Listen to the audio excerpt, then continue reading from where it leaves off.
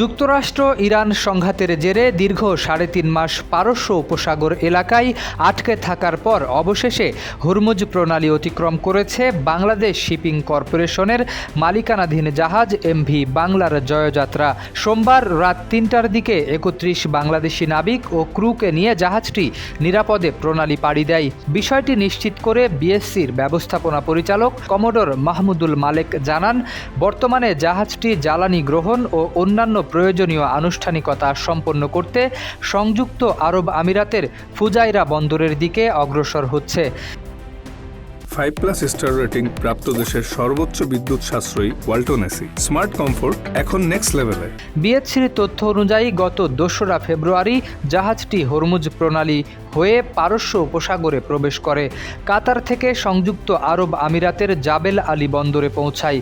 এ সময় অঞ্চল জুড়ে সংঘাত তীব্র হয়ে ওঠায় হরমুজ প্রণালীতে বাণিজ্যিক জাহাজ চলাচলের উপর কঠোর বিধিনিষেধ আরোপ করা হয়।